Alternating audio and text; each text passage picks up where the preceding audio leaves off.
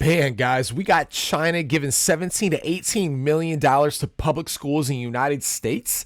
We're going to get into that a little bit more, really get into the details on how they're actually doing this and why we're allowing it. But on top of that, we got LeBron's I Promise School that was opened up in 2018.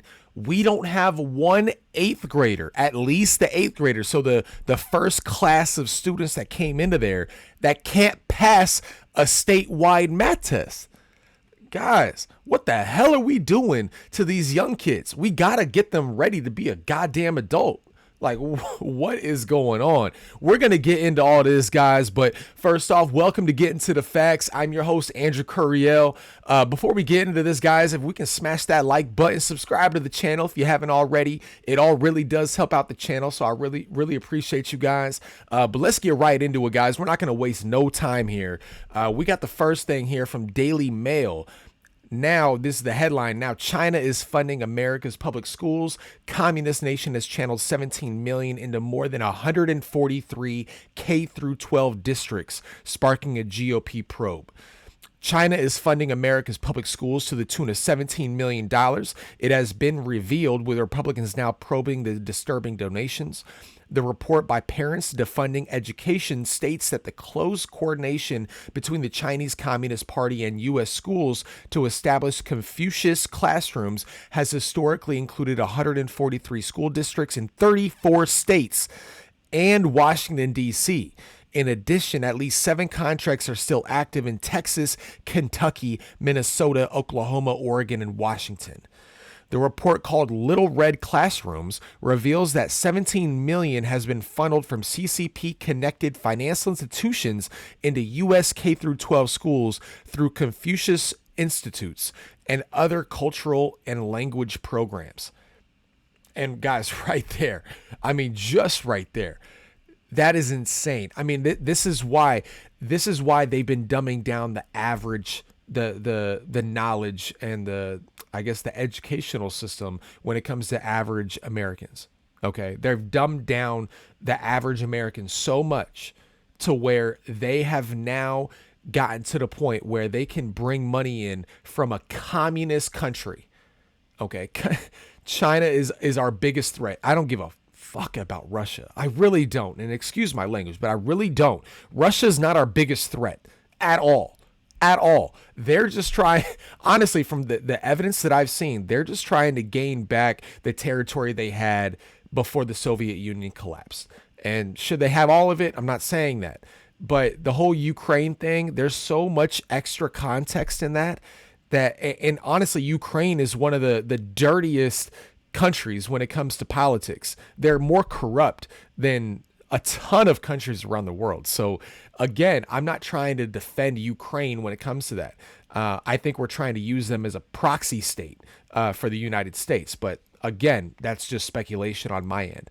But when it comes to China, they are funneling money. And because every big corporation within China has a communist member of the Chinese Communist Party in that company, they are incongruent, like they're part of the Chinese Communist Party now. I mean, if you have somebody that's works with close ties with the Communist Chinese Party or the Chinese Communist Party, they have access to all of that stuff, guys. Like they're funneling any type of data, any type of information from that company. They're putting it right towards the Chinese Communist Party. There's no way you can deny this anymore. So for them to send money into the United States and then funnel it into our elementary schools and our middle schools and our junior high schools, like, this is very concerning, guys. I mean, it's really very concerning. And we're going to keep going down here. While the United States is not officially a part of China's Belt and Road Initiative, Chinese state media has touted the work done by Confucius Institutes and Confucius classrooms to further the Chinese Communist Party's global influence. China has facilitated these relationships through grants and sister school partnerships going back to 2009. Programming and funding has varied between school districts, the report adds. PDE President Nikki Neely said in a statement that the alarming evidence uncovered by the investigation showed concerned parents, educators, and policymakers alike. The report has been given to state and federal lawmakers in the hopes that it will spur action, and it better. I swear to God, man, this is crazy. Rep Jim Banks is demanding the education program or the education department take action with urgency in order to terminate these disturbing partnerships. He says in a letter to Secretary Miguel Cardona on Wednesday, obtained by thedailymail.com. The Chinese Communist Party is not a trustworthy partner. Accepting funding and influence from our greatest adversary is a threat to America's children and national security, Banks told Daily Mail. And I can't agree more. I mean, guys, this is just absolutely nuts. And we're going to scroll down here. Not only is the CCP trying to promote their propaganda through education programs, but they are using Chinese shell companies to outright buy American private schools around the country. And that is true.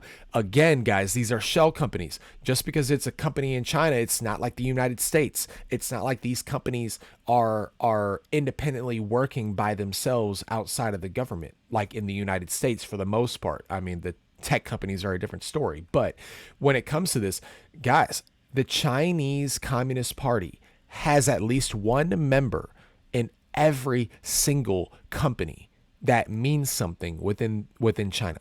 Okay. They are ran by the Chinese Communist Party. There's no ifs, ands, or buts about it. So for us to accept money from the Chinese Communist Party when they know, we all know, they have different ways of viewing citizens' rights, and they have a different way of viewing what a citizen has the ability to do, and the I guess the class differences compared from the China to the United States. I mean, the majority of China still lives in poverty, guys. Okay, they're getting paid cents on the dollar. That's why companies from the United States are moving to China just for the benefit of cost of production. Like, we shouldn't even be, we really shouldn't even be accepting that from companies like this. This is absolutely crazy how we're allowing this stuff, guys. And again, I don't think we're allowing it on purpose. I think we're allowing it because we don't pay attention anymore to our politics in the United States. Things have been so good for so long. It's like, why even get your hands dirty? Why even get someone getting upset at you because of a view that you have on something that actually matters? But, you know, in the United States, it's so good. I mean, things are so good. I mean, why even bother, right? But we have to.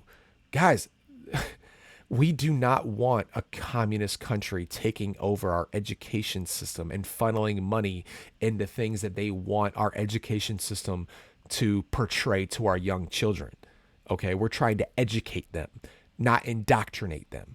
Okay, and I don't want to indoctrinate any kid, left, right, middle. I don't want to go any type of way when it comes to ideology. Okay, the only indoctrination that we should be having for these children comes in the form of teaching them how to critically think and be independent thinkers that take all the evidence, the actual evidence, not the emotions and the feelings that you have on a certain subject, but the actual evidence and the facts that portray to whatever we're talking about, and having them being able to come forth with an evidence-based approach on how we view certain topics and we view certain things that are happening around the world. That's what's most important.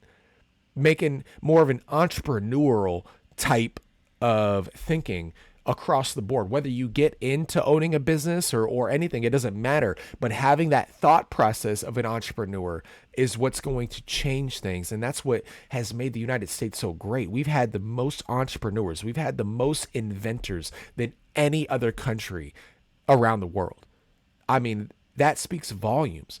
And we need to keep that going, because if we keep going down this road of equity and all this stuff, we're not going to progress people to invent things and make new things that actually help people, not just in the United States but across the world, which that's what we've been known for. You know what I mean, guys? I mean, this is just insane. So I also got this little clip here, and it's about 2 minutes long. something like that. Just give us a little bit more of a breakdown on how they're getting this money with into our K through 12 U.S. schools. So let's take a look at this and see what we got here, guys. Let me just make sure. Yeah, let me get that on here. Perfect. All right, let's play this here. The Chinese Communist Party has donated $17 million to K through 12 schools through Confucius Institutes and other language programs. It's happening in Seattle, Oklahoma, Texas, Tennessee, and even Minnesota. And these are just the schools we know of. Former CIA officer, FBI Special Agent Tracy Walder first alerted us to the issue and joins us now. All right, Tracy, look, the Chinese don't do anything if they don't think they're going to get a return on their money. Okay? What are they getting? What are they teaching our kids? So, well, let's first start with what Confucius Institutes are, and I really appreciate you covering this, Leland. Really, they are Chinese cultural and language immersion programs and institutes. They give that money to universities here in the United States, and then those universities partner with K through 12 districts. What it seems to be is that money is then sent to supplement these schools' foreign language programs if they have, Chinese. And really, this is not allowing for the teaching of certain things like Tiananmen Square, Tibet, Hong Kong, Taiwan, and really the Department of Defense, quite frankly, threw their hands up in 2021 and said, look, if universities are going to continue to take money from this program, we will not fund those universities anymore. And they have until 2023 to stop doing that. And I think that's really significant. Yeah, no, it's fascinating. Confucius Institutes in the United States, 10 active ones, 111 closed institutes are in the process of closing, awards scholarships to students in various academic fields, provides free Chinese language lessons. Often students get free trips to China. 143 school districts in 34 states and Washington, D.C. And I think what you make a great point, which is that these kids are learning Chinese and a Chinese worldview and the Chinese communist worldview in these immersion programs. And what I'm trying to figure out is why this is being allowed, because I guarantee you there ain't democracy institutes funded by USAID in Beijing. You're absolutely right, Leland. There's obviously no reciprocity to this, right? Like, we are not going over to Beijing and funding institutes there. And that's problematic. And that is why the State Department back in August-ish of 2020 said, hey, look, Confucius Institutes, you are a foreign mission. So now you need to start reporting what you are doing. You are operating as a propaganda arm of the Chinese government. Look, I was an FBI agent. I was a CIA. Do parents have to? Okay. Guys, I mean, I'm telling you, this is absolutely crazy. They're in 34 states, $17 million, and it's initially going to universities, which is how they're getting away with this. It's not like they're giving the money directly to these schools, right? They're funneling it from universities, and then the universities are now giving them to K through 12 schools to help certain programs and different things like that. But there's little details that the average person is not aware of on what are they actually allowed to teach about China? What are they actually allowed to talk about China? They're trying to put forth a viewpoint about China that is very skewed from what reality is. Okay, the majority of the billions of people that are in China live in poverty, and we're not talking poverty like in the United States. Poverty in the United States, if you're living in poverty in the United States, you're still making more money and living in better circumstances than the majority of the world. The majority of the world. I mean, guys, that's what's crazy. I mean, even if you're low income, you live in Section 8, you still have AC in most parts of the country. You still have a 32-inch flat screen that you got for $150 at Walmart now. I mean, we got all these benefits. I mean, everyone's got a smartphone. Even if you're broke, you go to Cricket and you can get a smartphone. It's an Android, but it's still a smartphone for, $30, $50 a month.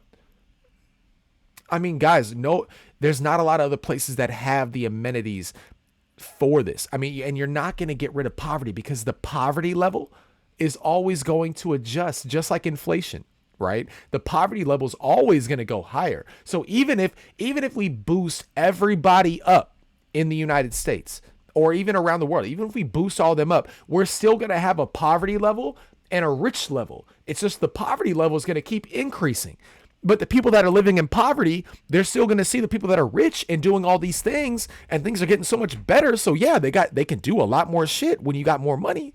But what is that really going to do? All that's going to do is just change the mindset. It's like having the buying power. It's like you're making the same exact amount of money in California, and then you go move over to Oklahoma and you can buy so much more with that money.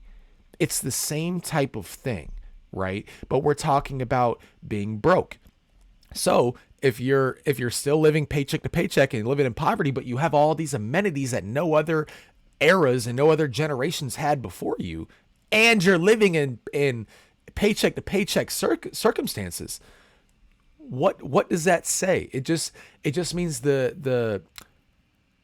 what's the right wording? I guess it just means that the quality of life, even when you're broke, is so much better than anywhere else around the world for the majority of the world. Okay. Obviously there's little pockets that do better, but that's when they only have like 1 million people in the entire country.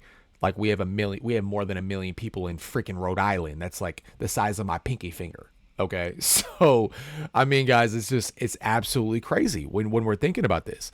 And again, I want to go into it too, because we're talking about the schools, right? And we're talking about all this money getting funneled in from China and these communist countries for, honestly, are we just that money hungry? We have enough money in the United States. We can fund these things if we actually use our taxpayer money correctly, but we're not using it correctly at all.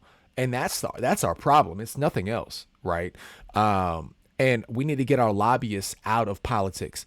If we stop wasting money on lobbyist spending just so they can put another couple $1 million back into that politician's campaign, and we actually utilize our money correctly, we don't need $17 million from China. What's $17 million in the United States? We already gave $77 billion to Ukraine. Like, this is absolutely crazy that we're even allowing this. So we need to be more vocal, especially if you're parents. Like, I don't even have a kid yet, and I'm already upset about this. Like, I'm really not. I'm looking forward to it, but I'm not looking forward to it when I finally have a kid, because it's like, man, do I want to help raise children to become better citizens within this country and be better people, and just have that domino effect of just better people in this world, just making the world a better place? Of course I do. I really want to do that, especially now in this stage of my life. But I also am very concerned that I can't trust our public institutions to do what's best for American children and American citizens at large. I mean, guys, if this isn't concerning to you, that we're allowing China, who locked up and welded apartment doors shut because of COVID, and they're very authoritarian, very dictator-like with how they do things. If we're not alarmed by them funneling money into our public schools, I don't know what's going to make you concerned about anything. And that's honestly what's making me more concerned about the future, is we don't have enough people in the United States that are aware of the dangers of this stuff. I mean, freedom has not been around for that long, guys. The United States is the beacon of that freedom. We don't have it that much anymore. Look at Canada. Like, you can get in prison now for misgendering somebody that is a male but decides to view themselves as a female. You can get thrown in prison now for that stuff in Canada. Okay. I mean, different parts. UK, you can't even own a gun in the UK because they say, oh, we don't want mass shootings. And they actually banned knives, like assault knives. I don't know how you categorize an assault knife, but you still have knifing is incidents in the UK. So all these laws, all it's doing is making it illegal for actual citizens to protect themselves and do what's best for themselves, while we're protecting the people that shouldn't need protection or don't deserve protection because they're doing stuff that is illegal and at the detriment of their fellow citizen. So it's absolutely crazy, guys. And while we're talking about the schools, I just thought this was very interesting to go over. how LeBron James, he opened up the I Promise School in Akron, Ohio. And LeBron James School, according to mystateline.com, but there was multiple other ones. I just like this article better. LeBron James School under scrutiny after 0 students pass a math test. NBA star LeBron James' I Promise School is under scrutiny as some Ohio school district leaders expressed disappointment in the school's performance at a recent meeting, which disappointment, guys, come on, we're understating that a lot. The Akron, Ohio-based public school opened in 2018 and supported by the LeBron James Family Foundation, received 1 star out of 5 from the state in a recent report card, indicating the school needs significant support to meet state standards in academic achievement. I Promise's overall test scores are among the worst in the state, according to 3 News. No members of I Promise inaugural class has passed the math portion of Ohio's proficiency test since the school opened. Just 3.1 of the school's 6th grade class demonstrated proficiency in English language arts in 2021-2022, and none achieved math proficiency. Though the school is specifically aimed at at-risk children who are behind in their studies, Akron Public School Board of Education members expressed concern at a July 24th meeting. I believe the pandemic has an impact, but it also has an impact on the non-selected kids, as well as the numbers that we're seeing here would suggest that my non-selected kids who don't have the same number of resources are actually performing better, and I'm just trying to understand why. I think it's fair to ask that question. The LeBron James Family Foundation addressed the test scores in a statement released by WKYC. When we started this work to wrap around students through education, we entered this partnership with Akron Public School for the long haul, because this work requires a long-term commitment, hard work, and a lot of love and care. And that's what we bring each and every day, because the I Promise School is more than a school. We're here for the ups and downs, and we'll continue to wrap our students and their entire family so we can be successful in school and in life, no matter the challenges and obstacles that come their way. And guys, they're not doing that. That entire thing. What just wrap. Oh, you're failing. You know what? Let me just give you a hug. It's okay. You're going to be okay. No. We're supposed to be helping these students learn and better critically think and actually think about how to do math and how to actually read and write and use grammar. Guys, this is I don't have kids yet, and this is pissing me off. I don't know how you can even be a teacher these days and not be absolutely pissed off when it comes to articles like this. LeBron got so much credit. He got so much credit for opening this school for people in need and all that stuff. And I'm all for that. Guys. But if we're doing this to better people that are in bad situations, then we should be teaching them how to do better, not coddle them and be like, oh, well, it's because of your situation and we're just here to help you, at your own pace. So, whenever you decide to do better in school, we're going to be here for you so you can do better. No, it's to teach them better, to hold them accountable while they're in school as well. Like if you teach any kid, you can't just tell them what to do and expect them to do it. You have to hold them accountable. You have to give them incentives to hold them accountable. Otherwise, they're never going to be held accountable when it comes to this, guys. Just not. And it's just absolutely nuts. So we're going to watch this little clip here, just talking about the LeBron Foundation regarding the I Promise School and the low test scores. So let's just watch this here and see what we got. Morning. It's back to school today for students at Akron's I Promise School. Yeah, but they're starting the school year off under scrutiny over student performance. Our Kiara Cotton is live at Akron with the story getting national headlines this morning. And Kiara, this was surprising. Yeah, good morning, guys. The school gets national attention because it's supported by LeBron James. And to be transparent, WKYC Studios does have a partnership with his foundation that provides resources and opportunities to the students here at the I Promise School. Now, that criticism comes after state test scores showed that none of the now rising 8th graders scored proficient in math. Looking at the current 7th graders, and so for 3 years, not one child passed the state test in math, not one, for 3 years. It is discouraging. Stephanie Rosa with the LeBron James Family Foundation says kids at the I Promise school started below grade level but are meeting required benchmarks. The school was created to serve those at risk and offers wraparound services that include affordable housing, job training, and even medical help. Now, the latest state test scores shows that attendance at the I Promise school is at 88.4%, which is actually above the city average. So that proves not to be a problem here in Akron.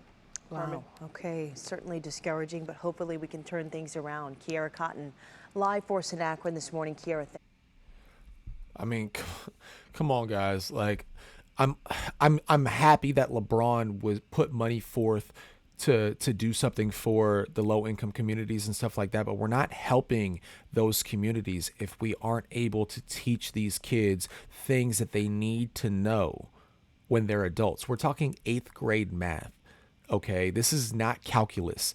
This is not any of those, honor classes. Like, this is just regular 8th grade proficiency math class. We've got, if we can't, if we're letting these kids down. We're not giving them the best chance to be productive adults if we don't teach them the basics of just how to think, of how to solve problems, of how to critically think and be an independent thinker and just question things. Question it. If you don't understand it, ask a question until you understand it. Ask multiple questions until you understand it. We got to get this done, guys. We got to do it. Again, and this is coming from me. I never came from money. My family didn't have money. My parents never owned a house my entire life growing up. We always rented apartments. We rented a house for a little bit, or we had a free house while my stepdad was, a director of a camp, up in northern Arizona. So, I mean, guys, like you have to want to learn. And if we keep focusing on equity and we keep focusing on being a victim, and that because of the color of your skin or where you came from, you don't have as good of a leg forward as anybody else. That's true. You might not. Everybody comes from a different playing field. But if we don't focus on that and we focus on the things that matter, like in the United States, you can start from being dirt poor and your parents can barely feed you good enough food. And, you might not get 3 meals a day. You might only get 2. Like, only in the United States can you go from being that broke and that poor as a child and become a multi-millionaire if you put in the work. Not that you will, but that the opportunity is there, unlike any other country around the world. So we really need to focus on that, guys. We really need to get the freaking Communist Party out of the United States.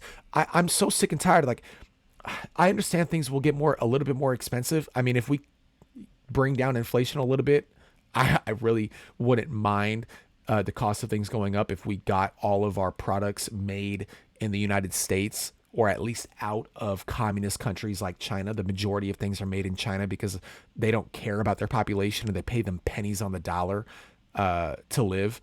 So, I mean, guys, I would rather do that. I'd rather pay more for that instead of just inflation for fighting a stupid war in Ukraine. Like, it doesn't make any sense. So I hope you guys like the content, guys. I think this is a very important topic. We got to protect our kids. We got to give them a better education. And parents too. We have to not just send them to school and think they're going to learn everything. We got to teach them more at the house too. Teach them skills. Teach them how to think in the house with things that actually matter. That's not just school topics. You know what I mean? Like, if they care about getting a new toy, teach them the value of how much money you have to get that toy. Oh, you need $50 for this toy? Oh, well, money doesn't just grow on trees. How are you going to get that money? Oh, you're going to do chores around the house to get that money up? Okay, cool. Yeah, we can work on that. We can do that. Or I can give you a loan and you can teach them how to, I'll give you a $50 loan. But if you don't pay that back based off your chore money within a month, you're going to get an extra 5% interest or something like that, where you owe a little bit more than what you got the loan for. Teach them stuff that matters, guys. That's the biggest thing. But I really appreciate you guys. If you're still watching, make sure you like the video here, subscribe to the channel. It all really does help out. But I really enjoy doing this, guys, and I really just we need to be caring about the kids. We need to be looking after for the kids. And this coming from someone who doesn't have a kid yet. And but I just remember when I was that age. We have to have more people that are willing to actually teach these kids and not just think of them as a burden because you had them young or whatever the case is. Your kids are your legacy, whether you like it or not. Whether you like it or not, your kids are your legacy. And we need to start treating it like it. So I hope you guys have a great day. Have a great weekend coming up, guys. Stay blessed, and I'll see you on the next video.